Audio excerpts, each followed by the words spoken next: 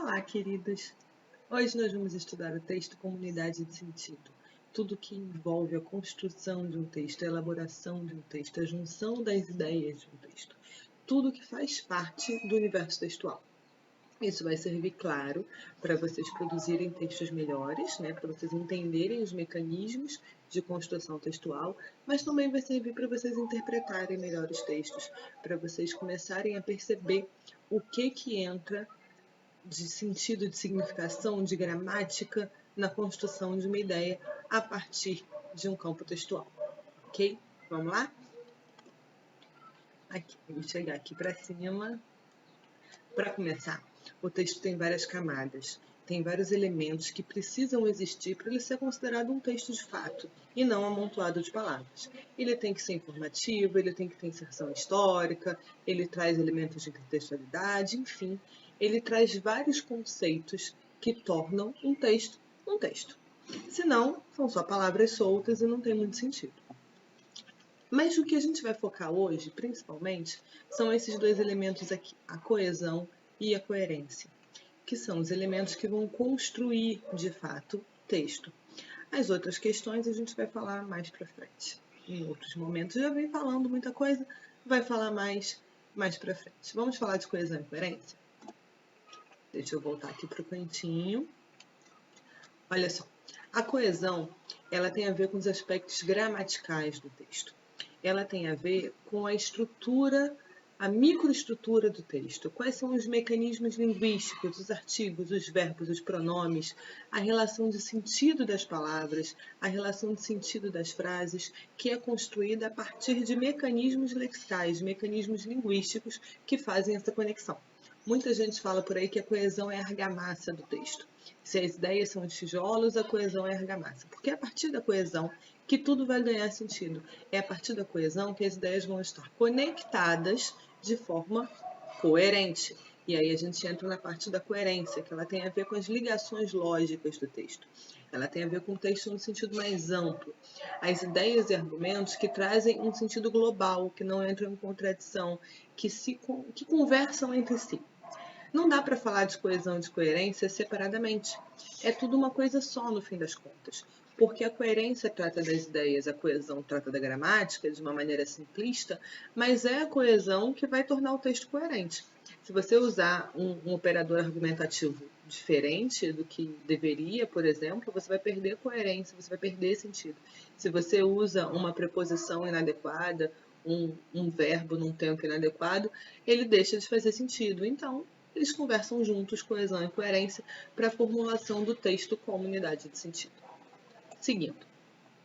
Vamos falar primeiro de coesão aqui. Quais são os mecanismos da coesão? Mas antes de entrar nos mecanismos, a gente tem que entender um pouquinho como funciona a coesão. Quais são os elementos que precisam estar englobados ali. Ela pode ser referencial, lexical, sequencial, ok. Ela pode fazer referência, ela pode tratar de vocabulário, ela pode dar sequência ao texto, mas de que forma isso aparece? A coesão referencial, especificamente, que é a que faz referência a outras partes do texto, são aquelas palavras que a gente usa para ir conectando as ideias, ela pode ser esofórica ou endofórica. O que é isso? Eso é o que está fora, endo é o que está dentro. Ela é esofórica quando ela faz referência a alguma coisa que não está no texto em si, mas está no nosso contexto, no nosso conhecimento de mundo. Por exemplo, estou triste com os rumos desse país. Que país? Provavelmente é o nosso país. É o país que o enunciador está inserido, é o país que o leitor está inserido, enfim. É o país que é comum a todos, no caso é o Brasil. Mas esse país está especificado no texto? Não, não está aí. Então, é uma referência esofórica. Ele tem este aqui, ele está se referindo a algo que é de fora do texto. Endofórico é o que está dentro do texto. José saiu, ele foi ao mercado. Ele se refere ao José, José está ali escrito, está no texto bonitinho, é uma referência endofórica. Também, dentro das referências endofóricas, que são o nosso principal foco hoje, já que hoje a gente vai falar da parte interna do texto, a gente pode falar de anáfora e de catáfora. O que é anáfora? É tudo que foi mencionado antes, enquanto catáfora é tudo que vai ser mencionado depois. Veja bem, Carlos e Leila estão felizes. Eles comemoraram 2 anos de união. Carlos e Leila foi o termo citado que foi retomado como eles. Se já estava dito antes, estava antes no texto, é uma anáfora. E ele chegou atrasado ao teatro. José é sempre assim. Esse ele está fazendo referência a quem? A José, que quando o ele apareceu ainda não tinha acontecido no texto. José foi citado depois. Então a gente tem uma referência catafórica. Tá claro? Tá bacana? Anáfora, a catáfora, exofórica, endofórica. Isso ficou legal? Então vamos seguir e vamos falar de coesão referencial dentro dos seus mecanismos. Quais são os mecanismos que a gente usa para fazer a coesão referencial? Nós temos reiteração, substituição, conjunção, elipse. Nós temos várias formas de usar pronomes, advérbios, enfim, palavras conectoras, preposições, conjunções, para ir sequenciando essa ideia, fazendo referência a alguma coisa que já foi dita, o que ajuda também a gente não ficar repetitivo, e dando continuidade ao texto. Olha só, Carlos e Leila estão felizes, eles comemoraram 2 anos de união, foi o exemplo que a gente viu ainda há pouco, eles substituindo Carlos e Leila. Flávio nasceu em Porto Alegre. Aliás, toda a sua família nasceu na capital gaúcha. Capital gaúcha está substituindo Porto Alegre. Está fazendo referência a algo que já foi dito para não ficar repetitivo, mas está mantendo a coesão e a coerência do texto. Joana estava decidida a ir à praia, mas mudou de ideia. O que esse mais está fazendo? Está conectando ali as duas orações, as duas ideias, de forma a apresentar um sentido, que é um sentido de contradição. Então, essa palavrinha também é uma palavrinha conectora e faz parte dos mecanismos de coesão. Juliana viajou para o Rio de Janeiro e depois para Salvador. Ué, o que eu usei aqui? Nada. A elipse é justamente a omissão dos termos. Então, eu não repeti o viajou ali embaixo, porque ele já estava claro no texto. Eu usei o mecanismo de supressão, de elipse, de omissão do termo, para retomar a ideia. Aquele vazio ajudou a entender a ideia e nada ficou perdido. Tudo bem? Seguindo. Mecanismo de coesão lexical. É a sinonímia, a hiponímia, a hiperonímia, a antonomásia. Também pode ser usado com antonímia, mas eu não coloquei aqui porque é menos usado. O que é isso? É aquilo que a gente já sabe desde lá da escolinha tieteteca. Sinônimos substituindo outras palavras. Coesão lexical, ela vai falar do vocabulário, né? Os filhotes nasceram saudáveis, os animaizinhos abriram os olhos. Olha, troca de filhotes por animaizinhos. Ah, mas isso não é sinônimo sempre. Não, mas se nesse contexto que você estiver usando for sinônimo, vale como sinonímia, não tem problema nenhum. Vocês lembram aí do que é hipônimo e hiperônimo? Hipônimo é a palavra de sentido menor, hiperônimo é a palavra de sentido maior, dentro de um mesmo campo lexical, dentro de um mesmo campo semântico. Então, olha só, pratico atividades físicas todos os dias. A minha preferida é a caminhada. Caminhada é uma especificação de atividades físicas, ela é um hipônimo de atividades físicas, ela é uma palavra com um sentido mais reduzido que a palavra geral, atividades físicas. O contrário da de baixo. Para preparar uma salada de batata, necessitamos antes cozinhar o legume. Legume é uma palavra mais geral, ela tem um sentido mais amplo, ela é um hiperônimo de batata. A gente usa hipônimos e hiperônimos porque nem tudo tem milhões de sinônimos e a gente também não pode colocar milhões de sinônimos diferentes, senão a gente perde a referenciação do que a gente estava falando antes. Então a gente usa muito hipônimos e hiperônimos para ir conectando o texto sem ficar repetitivo demais. E ainda tem antonomásia, que é quando a gente substitui aquela palavra, aquele termo, por uma palavra já entendida na sociedade. Se eu substituir Luiz Gonzaga por o Rei do Baião, todo mundo sabe que o Rei do Baião é Luiz Gonzaga. Xuxa, Rainha dos Baixinhos. Enfim, essas expressões que se referem num sentido que todo mundo conhece, né, num sentido geral, aquele termo citado também é uma forma de mudar o léxico, mudar o vocabulário e manter a coesão do texto. Seguindo, mecanismos de coesão sequencial. Aí é um pouco mais amplo, porque a coesão sequencial é aquela que vai dar o encadeamento no texto. É o que vai colocando tudo no seu lugar, uma coisa depois da outra. Então, a gente pode usar por recorrência, ou a gente pode usar por progressão. O que é a sequenciação por recorrência? Ela é aquela que vai tratar do que está sendo recorrente no texto. Então, eu vou reescrever alguma coisa, fazer uma paráfrase, ou usar um paralelismo, ora isso, ora aquilo. Repetir mesmo algumas coisas, é essencial que a gente repita alguma coisa para não se perder totalmente nessa ideia original. Tempos verbais, mas como é que tempo verbal entra nisso?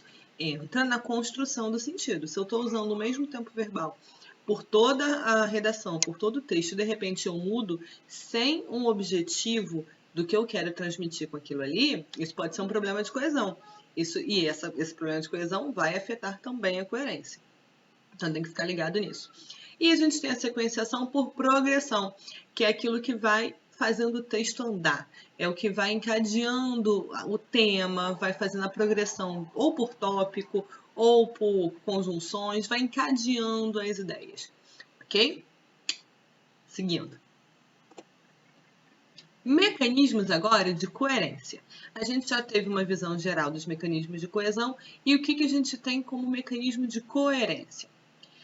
Temos coerência semântica, sintática, estilística e pragmática. Basicamente, qual você precisa usar? Todas. Não temos como fazer um texto coerente se não passarmos por todos esses tipos de coerência. Ela tem que ter coerência de sentido, ela tem que ter coerência de estrutura, ela tem que ter uma coerência da função dela no mundo, ela tem que ter uma coerência de estilo, senão nada vai fazer sentido. Vamos dar uma olhadinha mais específica sobre o que é isso? Coerência semântica, relacionada com a estrutura do texto, impedindo contradições ou ideias desconexas. Olha só, é a coerência de sentido, é a coerência das ideias que você escolheu conectar ali, usando todas aquelas formas de coesão que acabamos de ver, mas que tem que ter uma ideia coerente. Olha só, Mariana é tão extrovertida, mas é tão tímida. Ora, ora. O mais, ele traz uma ideia de contradição, ok, extrovertida e tímida são palavras que têm uma contradição entre si, mas qual é o sentido de falar que alguém é extrovertido e é tímido ao mesmo tempo? Isso faz um sentido? Isso tem coerência semântica? Não tem. Então, essa frase não é uma boa frase, não é uma frase que a gente deve usar. Ah, mas pode existir algum caso de alguém que é extrovertido e é tímido ao mesmo tempo? Não estou nem discutindo isso, mas se foi esse o caso, você tem que explicar melhor. Não dá para jogar a ideia assim, porque assim simplesmente fica incoerente. Se é extrovertido, não é tímido. Então não adianta colocar conjunção, acertar na coesão, usar a conjunção certa, se a ideia em si não faz sentido. Então não tem coerência semântica. Seguindo, a coerência sintática. É importante que a gente use a estrutura do texto a nosso favor. Se a gente não usar, vai faltar sentido no entendimento. Olha só, houveram problemas de comunicação onde afetava o principal setor da empresa. 1000 problemas aqui, mas eu não vou nem discutir esse problema do houveram aqui, que não deveria ser houveram, deveria ser houve. Independente disso, que isso é um erro da gramática, mas não é um erro que vai prejudicar esse entendimento. O que prejudica aqui? Onde afetava? Como assim onde afetava? Esse onde está fazendo referência a algum lugar. Que lugar? Não tem lugar, se a referência era de problema. Peraí, ficou confuso. Onde a gente usa para retomar lugares, não para retomar problemas. Se eu preciso de um pronome relativo mais geral para retornar uma palavra qualquer, no caso problemas, eu uso o que? Olha aqui embaixo. Houve problemas de comunicação que afetaram o principal setor da empresa. Pronto, está redondo, está explicado, está claro. Trouxe coerência sintática para o nosso texto. Temos ainda a coerência estilística, que ela vai se referir ao registro da língua adequado àquela situação comunicativa. Aquilo que a gente fala sempre, nenhum registro é ruim, nenhum registro é bom. Eles podem ser adequados ou inadequados dependendo do contexto. Não é recomendável que você fale com o seu chefe da mesma maneira que você fala com o seu colega de sala. São relações diferentes que exigem estilos diferentes. Nenhum é melhor ou pior do que o outro, mas cada um é adequado a uma situação comunicativa. E é isso que a coerência estilística traz, porque um texto que não tem essa coerência fica confuso para o entendimento. Por fim, não menos importante, nós temos a coerência pragmática, que é aquilo que traz a consistência dentro do nosso texto. O que é incoerente, o que não faz sentido por si só. O que não tem um encadeamento lógico por si só. Olha só. Empresta-me, por favor, o livro de matemática? Obrigado, não bebo. Sentido? Cadê? Não temos. Faltou coerência pragmática. Faltou objetividade. Faltou clareza. Faltou tudo. Então, vamos ver alguns exemplos de como isso funciona no texto? Não. Vamos ver no nosso encontro online, juntos, com vocês podendo falar comigo também. Um beijo e até a próxima!